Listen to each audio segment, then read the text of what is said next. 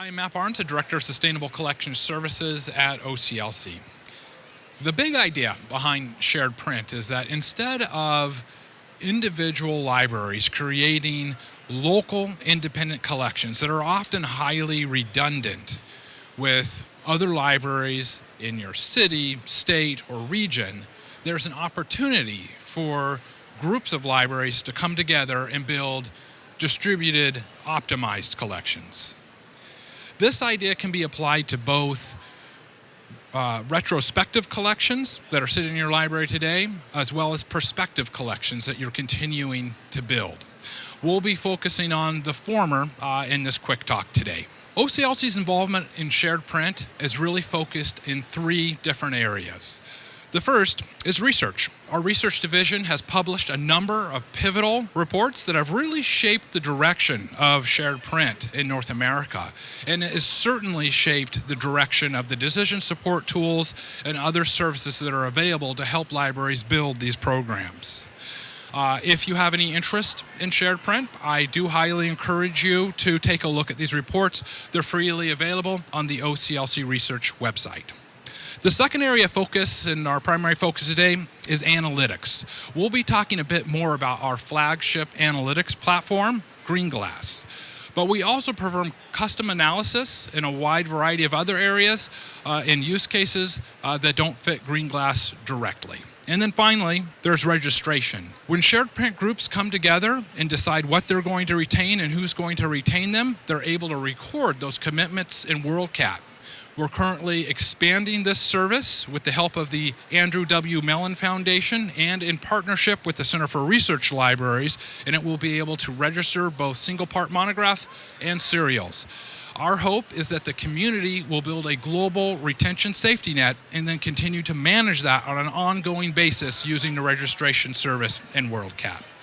Now, the idea of libraries collaborating to build collections isn't new.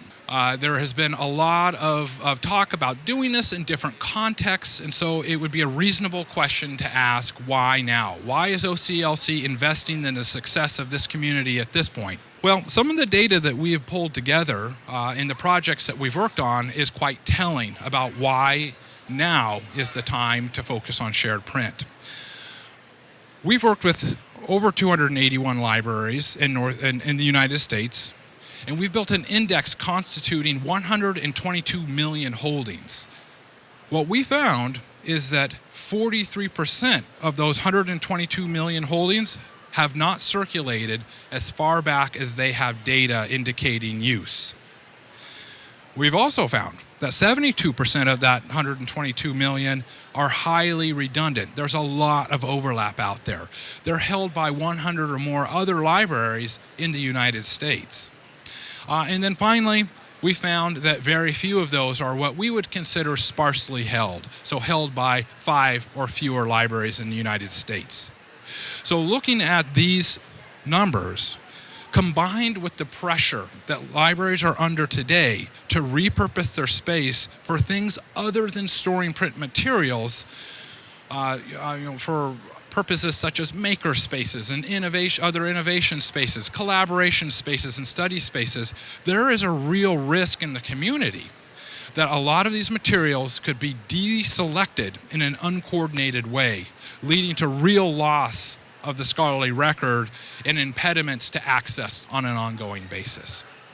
And so it is OCLC's objective to provide the data necessary for individual libraries and groups of libraries to make informed decisions to protect that scholarly record and to optimize access. We do this really in two ways and from two different perspectives. The first is what we call independent action in a collective context.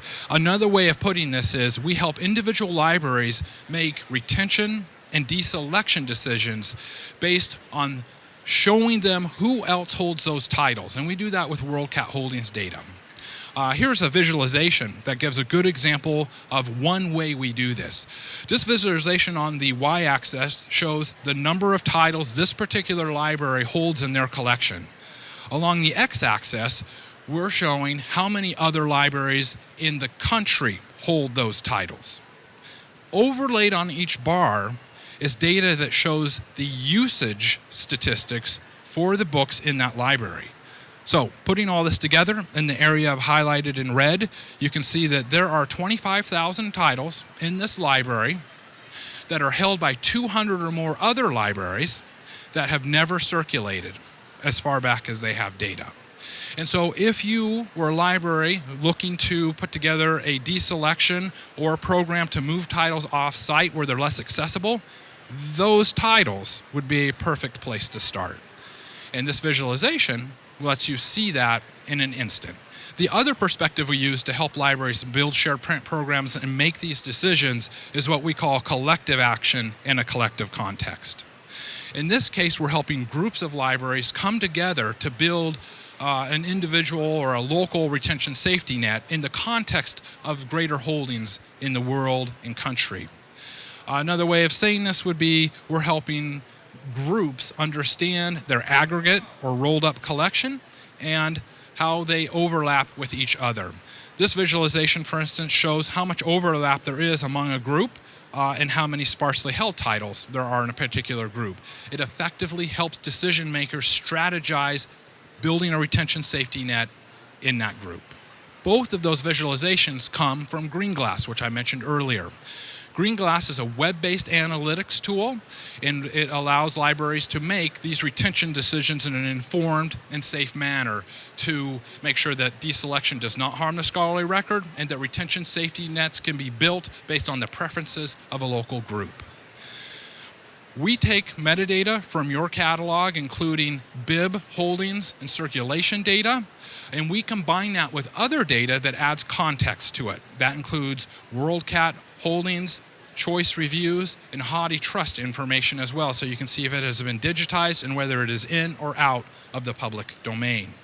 GreenGlass conveys this information in a number of ways. I'd already mentioned the visualizations, and I gave 2 examples. However, there are over a dozen other ways that GreenGlass can show you data and help decision makers strategize and make decisions on building their shared print programs and making deselection decisions. I've often been told by libraries that they've used GreenGlass not just for their deselection projects, but they have consistently used GreenGlass after those projects have been completed for general collection analysis, because no other tool in the market has been able to show them their collection as clearly as GreenGlass has with its visualization capabilities. The other way that GreenGlass helps, and I would argue the most powerful tool in the system, is list building through Query Builder. Query Builder allows libraries to put together lists using a wide variety of data and criteria and then download those lists so that they can take action on them. An example of this might be generating a list that shows how many items you have in a particular LC subclass that have 0 circulations as far back as you have data, that are held by 200 or more other libraries, where there's an ebook equivalent and it is not choice reviewed. It sounds complex, but that report can be generated by somebody who doesn't have to know SQL, they don't have to know any other data wrangling skills, and they could run that report in under 2 minutes. And that is where GreenGlass becomes very intuitive and very powerful. It's this tool in the list building and query builder that have allowed libraries to take on projects that would normally take years and accomplish them in a matter of weeks or months. And then finally, GreenGlass offers group decision capabilities. GreenGlass can build distribution models based on rules the group decides upon and model these on a dynamic basis so that retentions can be distributed among a group in an equitable way, and a retention safety net can be built very quickly. GreenGlass has been adopted by a large number of libraries. We've done 318 projects in 6 countries, and there are over 1,700 users currently in GreenGlass. We continue to invest heavily in the decision support tool. Recently, for instance, we've added serials. GreenGlass used to be a print monographs only decision support tool. Now, serials can be analyzed at the title level by using a bib filter, so a query, similar to what I described earlier, can also be run on just your serials holdings. We will eventually be adding holdings level information under the title level for serials, but this capability has just been launched. Also, and finally in our presentation today, we've added recently a service called Flexible Participation. If there is a shared print group that is actively working in your area, previously it was necessary to wait for a large cohort of libraries to form to join that shared print group and participate in it. Now, however, flexible participation allows libraries to join on a one-off basis, and the new visualization capabilities in GreenGlass allow that library and the program to instantly know how their holdings can benefit that group's retention safety net. This feature is available today, and so if there was a shared print group you were considering joining, this is a great time to have that conversation with the group and with OCLC.